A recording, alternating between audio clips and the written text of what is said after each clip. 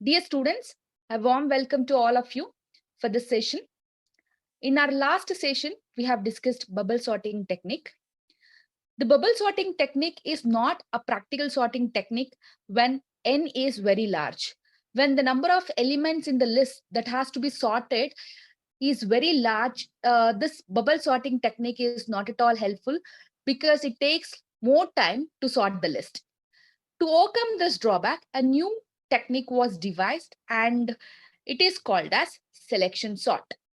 In this session, we are going to discuss selection sorting technique.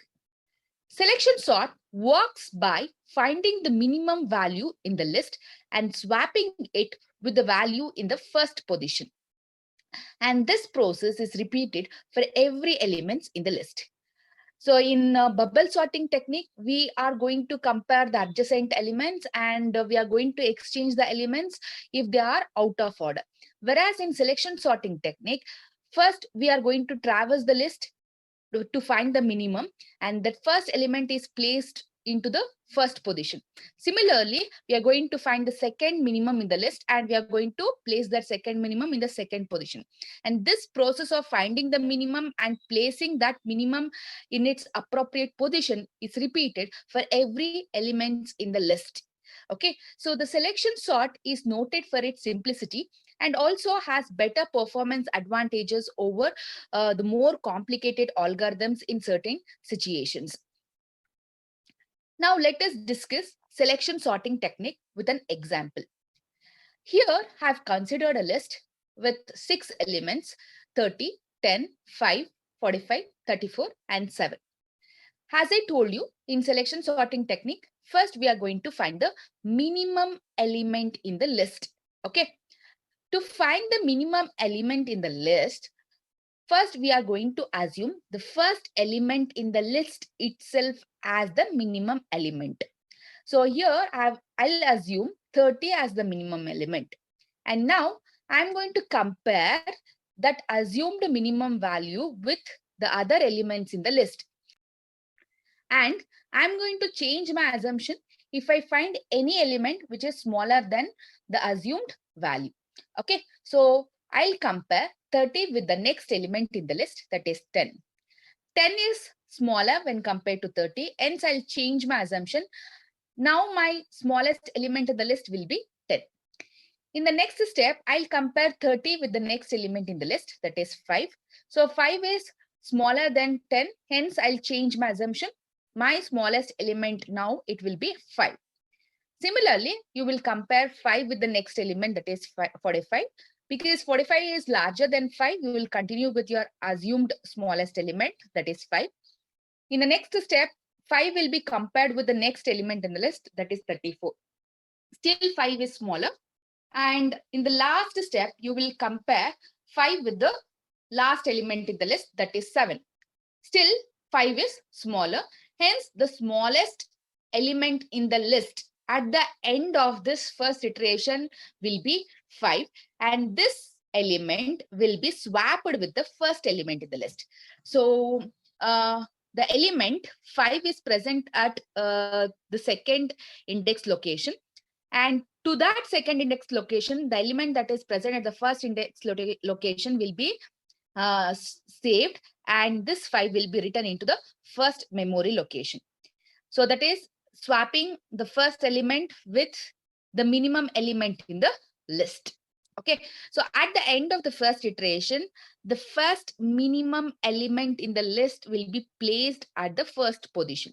And the same procedure is repeated for other elements in the list.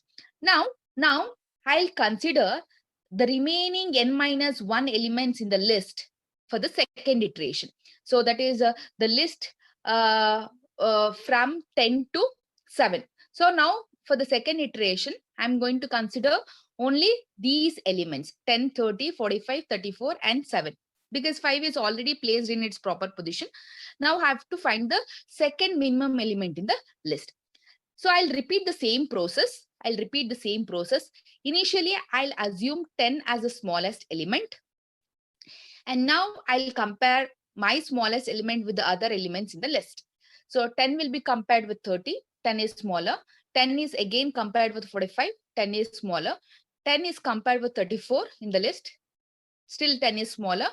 And at last 10 is compared with 7. So 7 is smaller than 10. Hence, we will swap these two elements in the second iteration. So at the end of the second iteration, you will be finding the second smallest element, and that will be placed in the second position. Okay, so now you can see the positions of 10 and 7 are exchanged. Okay, 7 comes to the second position and 10 goes to the last position. So this will be the output of the second iteration. And for the next iteration, the remaining elements will be the input. So I'll assume 30 as the smallest element in the third iteration. And now I'll compare 30 with 45. 30 is smaller. Next, I'll compare 30 with 34. 30 is still smaller. Next, I'll compare 30 with the last element, that is 10. So 10 is found to be smaller than 30. Hence, we are going to change or hence we are going to exchange these two elements, that is 10 and 30. So 10 comes to the third position and 30 goes to the last position. That means at the end of third iteration, the third smallest element is placed at its proper position. Okay. So now for the fourth iteration, I'll consider 45 as the smallest element, and I'll compare 45 with 34. 34 is found to be smaller. Hence, we will change our assumption. So now the smallest element is 34. And now we will compare 34 with 30. 30 is found to be smaller than 34. Hence, we are going to swap 30 with 45. Okay. So at the end of the fourth iteration, 30 will be placed at the fourth position and 45 will go to the last position. Okay. So next, for the next iteration, we'll assume 34 itself. That is the next element in the list. That is 34 as the smallest element. Now we will compare 34 with 45. 34 is smaller than 45. Hence, we will not change our assumption and 34 will be in that position itself. At the end of the fifth iteration, the fifth largest element, that is 34, is placed at its proper position. Now, the list contains only one element. Obviously, a list with only one element will be a sorted list. Hence, we are going to stop the sorting operation. Okay, so this is how the selection sorting technique works. Okay. Now, let us discuss the algorithm for selection sort. The input for this algorithm is a one-dimensional array, which is an unsorted list, and the output from this algorithm will be a sorted list. The algorithm is going to generate a sorted list. Let us look into the methodology. Okay, so what we did in selection sort, we have assumed for every iteration, we have assumed the first element in the list itself as the smallest element. Here I have assumed the A of ith element as the smallest element. In the zeroth iteration, that is the first iteration, A of zeroth element will be the smallest element. And for the second iteration, A of 1th element will be the smallest element, right? So I'm using a looping statement, for looping statement, which runs from 0 to n minus 1. That is the index values of the elements. The index value runs from 0 and it ends up to n minus 1. This looping is repeated. And after assuming the smallest element, next we are going to note its position. I'll note its position. The smallest element position is I. Okay. Because why I have to note this position? Because we are going to exchange the smallest element with the first element in the list in the first iteration. Similarly, we are going to exchange the smallest element with the second element in the second iteration. This process repeats for every element. Hence, I'm going to note on the position of that element. Next, I'm going to compare my smallest element with other elements in the list to find the actual smallest element, isn't it? So I have to compare this ith element with the next element in the list. Here I'm using J for loop, which initially has a value I plus 1 and it runs up to n minus 1. Why I plus 1? Because you can see in the previous diagram, if this is the smallest element, which is represented as I, you are going to compare your smallest with the next element, that is I plus 1, right?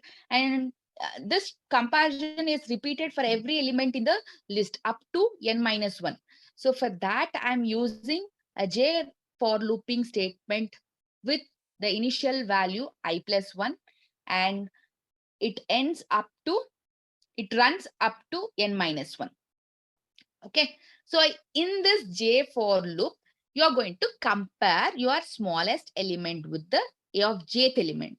If A of jth element is smaller than your assumed small value, then you are going to change your assumption.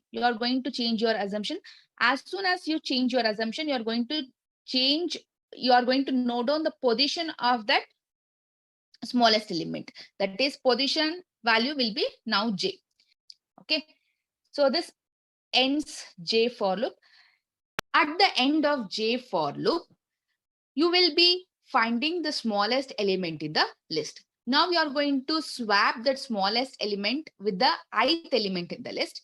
Hence, we are writing to the A of POS position. That is position, you will be writing A of ith element, and to the A of ith position, you will be writing the smallest element value. Okay, so this completes for loop and the selection sorting algorithm. Coming to the performance analysis of selection sorting technique, how many comparison does the selection sorting algorithm need to perform, and how many swaps does the algorithm perform in the worst case is very important. You can easily tell that in case of selection sorting technique, the number of swap or exchange operation is very less when compared to the bubble sorting technique. In selection sorting technique, you will perform only one swapping or one exchange operation at the end of every iteration. Whereas in bubble sorting technique, the number of exchange operation depends. Now coming to the number of comparisons, selecting the lowest element in the list requires scanning all n elements, which takes n minus 1 comparisons, and then you are going to replace the first element with the lowest element in the list. Next, finding the next lowest element also requires scanning of all n minus 1 elements. So this scanning takes n minus 2 comparisons, and similarly for other elements in the list. Suppose if I sum the number of comparisons that you perform in every iteration, it forms a series as shown in this slide. It is the sum of n minus 1 plus n minus 2 plus n minus 3 dash dash dash up to n. And this forms an arithmetic series. And when you find the sum of this arithmetic series, you will get an equation. In that equation, the largest value will be n squared. Hence, overall, you can say the number of comparisons in selection sorting technique is order of n squared.